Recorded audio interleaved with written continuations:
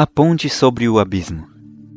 O homem foi originariamente dotado de nobres faculdades e de um espírito bem equilibrado. Era um ser perfeito e estava em harmonia com Deus. Seus pensamentos eram puros, santos os seus intentos, mas pela desobediência, suas faculdades foram pervertidas e o egoísmo tomou o lugar do amor. Sua natureza tornou-se tão enfraquecida pela transgressão que lhe era impossível, em sua própria força, resistir ao poder do mal. Fez-se cativo de Satanás, e assim teria permanecido para sempre, se Deus não tivesse intervindo de modo especial. Era desígnio do tentador frustrar o plano divino quanto à criação do homem, e encher a terra de miséria e desolação. E todo este mal ele apontava como consequência da criação do homem por Deus. Em seu estado de inocência, mantinha o homem feliz comunhão com aquele em quem estão escondidos todos os tesouros da sabedoria e da ciência. Colossenses 2:3. Depois de pecar, porém, já não podia encontrar alegria na santidade, e procurou esconder-se da presença de Deus. Tal é ainda hoje o estado do coração não convertido. Não está em harmonia com Deus, e não encontra prazer na comunhão com Ele. O pecador não poderia sentir-se feliz na presença de Deus. Esquivar-se-ia ao contato dos seres santos. Se lhe fosse permitido entrar no céu, este nenhuma alegria lhe proporcionaria. O espírito de abnegado amor que ali reina, onde cada coração reflete o infinito amor, não encontraria eco em sua alma. Seus pensamentos, seus interesses, seus motivos seriam bem diferentes dos que animam os imaculados habitantes dali. Seria uma nota discordante na melodia celeste. O céu ser-lhe-ia um lugar de suplícios. Almejaria ocultar-se daquele que ali é luz e centro de todas as alegrias. Não é um decreto arbitrário da parte de Deus que veda o céu aos ímpios. Estes são excluídos por sua própria inaptidão para dele participar. A glória de Deus ser-lhes-ia um fogo consumidor. Prefeririam a destruição para serem escondidos da face daquele que morreu para os redimir. É-nos impossível por nós mesmos escapar ao abismo do pecado em que estamos mergulhados. Nosso coração é ímpio e não o podemos transformar. Quem do imundo tirará o puro? Ninguém. Jó 14:4. A inclinação da carne é inimizade contra Deus, pois não é sujeita à lei de Deus. Nem em verdade o pode ser. Romanos 8:7. A educação, a cultura, o exercício da vontade, o esforço humano, todos têm sua devida esfera de ação, mas neste caso são impotentes. Poderão levar a um procedimento exteriormente correto, mas não podem mudar o coração. São incapazes de purificar as fontes da vida. É preciso um poder que opere interiormente, uma nova vida que proceda do alto, antes que os homens possam substituir o pecado pela santidade. Esse poder é Cristo. Sua graça, unicamente, é que pode avivar as amortecidas faculdades da alma e atraí-la a Deus, à santidade. Disse o Salvador: aquele que não nascer de novo, não receber um novo coração, novos desejos, propósitos e motivos que conduzam a uma nova vida, não pode ver o reino de Deus. João 3:3. A ideia de que basta desenvolvermos o bem que por natureza existe no homem é um erro fatal. O homem natural não compreende as coisas do Espírito de Deus, porque lhe parecem loucura, e não pode entendê-las, porque elas se discernem espiritualmente. 1 Coríntios 2:14. Não te maravilhes de te ter dito: necessário vos é nascer de novo. João 3:7. Acerca de Cristo, diz a Escritura: nele estava a vida, e a vida era a luz dos homens. E nenhum outro nome há, dado entre os homens, pelo qual devamos ser salvos. Atos 4:12. Não basta percebermos a benignidade de Deus, vermos a benevolência, a ternura paternal de seu caráter. Não basta reconhecermos a sabedoria e justiça de sua lei, e que ela se baseia sobre o eterno princípio do amor. Paulo, o apóstolo, reconheceu tudo isto quando exclamou: "Consinto com a lei, que é boa." A lei é santa, e o mandamento, santo, justo e bom.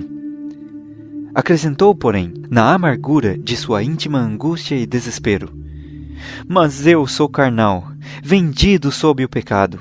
Romanos 7:16, 12 e 14. Ansiava a pureza, a justiça, as quais era impotente para alcançar por si mesmo, e exclamou: "Miserável homem que eu sou! Quem me livrará do corpo desta morte?" Romanos 7:24.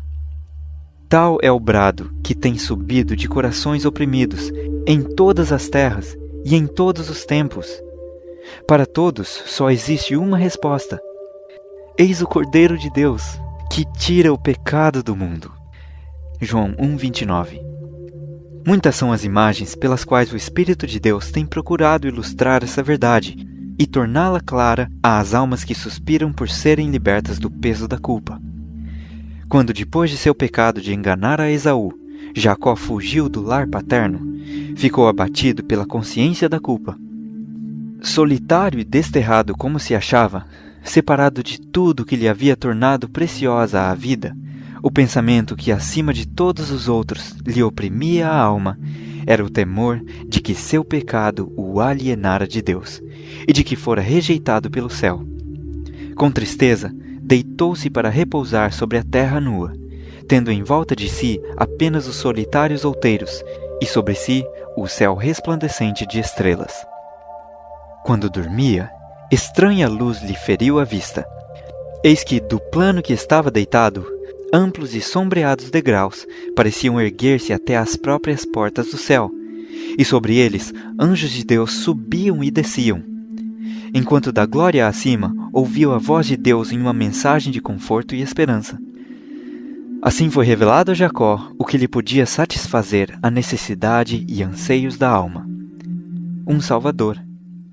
Com alegria e gratidão, viu revelado um meio pelo qual ele, pecador, poderia ser restituído à comunhão com Deus. A mística escada de seu sonho representava Jesus, o único meio de comunicação entre Deus e o homem. É este o mesmo quadro ao qual se referiu Cristo em sua palestra com Natanael quando disse: "Vereis o céu aberto e os anjos de Deus subirem e descerem sobre o Filho do Homem." João 1:51. Apostatando, o homem alienou-se de Deus. A terra foi separada do céu. Através do abismo existente entre eles, não podia haver comunicação. Mas por Cristo, a terra foi de novo ligada ao céu. Com seus próprios méritos, Cristo lançou uma ponte através do abismo que o pecado cavara, de maneira que os anjos ministradores podem manter comunhão com o homem. Cristo une o homem caído em sua fraqueza e desamparo à fonte de infinito poder. Em vão sonham os homens com o progresso. Frustrados são todos os empenhos para o enobrecimento da humanidade, se passam por alto a única fonte de esperança e auxílio para a raça caída. Toda a boa dádiva e todo o dom perfeito vem de Deus. Não há verdadeira excelência de caráter fora dele. A única senda que conduz a Deus é Cristo. Diz ele: "Eu sou o caminho, e a verdade, e a vida. Ninguém vem ao Pai, senão por mim." João 14:6. O coração de Deus anseia por seus filhos terrestres com amor mais forte que a morte. Entregando seu Filho, nesse único dom derramou sobre nós todo o céu. A vida, morte e intercessão do Salvador, o ministério dos anjos, o pleitear do Espírito, o Pai operando acima de tudo e por tudo, o interesse incessante dos seres celestiais, tudo se empenha em favor da redenção do homem. Consideremos o maravilhoso sacrifício que foi feito por nós. Procuremos avaliar o esforço e energia que o céu dedica para reivindicar os perdidos e reconduzi-los ao lar paterno.